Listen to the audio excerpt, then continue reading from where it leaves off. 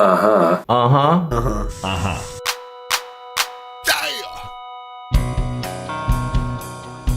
Uh-huh was a song that initially we didn't really think was a keeper, but we continued to work on it anyway, and it really started to take shape and grow on us, and now it's one of my favorite songs on the album. So for Aha, that song for me really started with that chunking B note. I was chunking through the B chord and happened across the B7. For me, that jank, jank, jank of the B7, really it's what has the idea of the tune for me. And then from there, having those chords that kind of walk up and down through the B note, and it allows Mike to just keep driving that B, just boom, boom, boom, boom, boom, boom. That to me is what really makes the verse on the tune. The bass in Uh-huh is brought to you by the letter B and the number 470.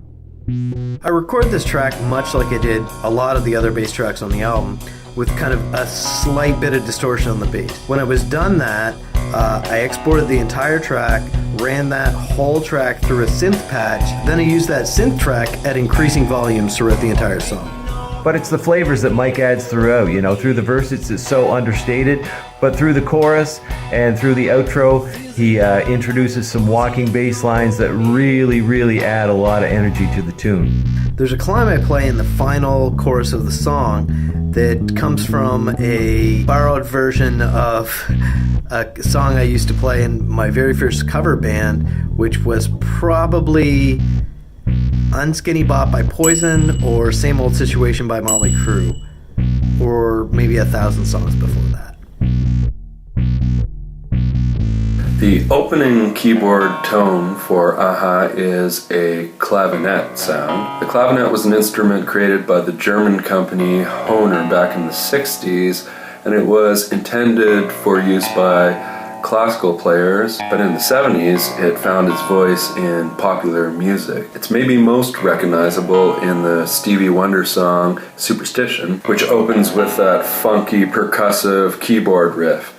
That's clav. So as a big fan of classic keyboard sounds, I've always wanted to use a clav, never had the opportunity, and so when we first started working on Aha, I thought, this might work. John adds a lot of really understated keyboard lines throughout. He's got some interesting lines that kind of work their way in and out of the melody line and add some interesting counter melodies. I played a very simple line, letting the notes ring out, and when you play it that way, it takes on a spacey, almost psychedelic quality, which I thought was a really nice compliment to what Peter was playing on the guitar with the tremolo effect. And so there's a bit of a call and response initially between the clav and the guitar. The way that the clav rings out leads very nicely into that tremolo effect in such a way that it almost feels like one instrument. Where the clav line ends, the tremolo guitar chord completes the end of the clav line. And then the organ that he adds in the chorus really boosts it up, boosts up the energy. The organ stays pretty low in the background, except at a few moments when it pokes out of the mix with a distinctive riff to propel the song along into the next section. I have this long kind of melodic solo that builds, and then ends up with some nice interplay between a guitar line and an organ line that John introduces. It's kind of like a little flavor of prog rock in the middle of it all. Other than that, there's a dirty organ solo at the tail end of the guitar solo, dirty distorted tone, which basically hangs on a B major 7th chord. At the end of the song, that dirty organ sound comes back in, and I play this syncopated chordal riff, which you might actually typically hear on a clavinet rather than an organ.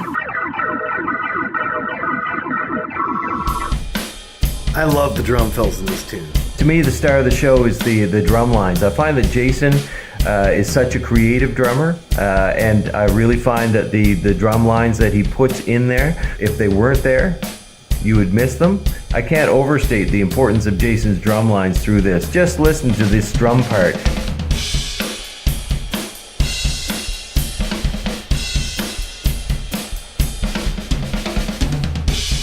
I think it was Evan or Brad at the recordery that mentioned that the drum fill sounded like they had a lot of Sloan to them. And ever since they said that, I really believe that rings true for this tune. we just have so much fun with this song, and I think that really translates live. The parts are solid, everything works so well together, and even though it's one of the longest songs on the album, to me, it's just, time has no meaning. It's like a blink of an eye, and 4.5 minutes are gone. And the true test for me as a writer is when I want to listen to the song. I want to go back and I want to listen to it again, and I actually get lost and proud in the fact that this is something that we created. It's full of hooks, it's super catchy, and if I was a listener, I would love it.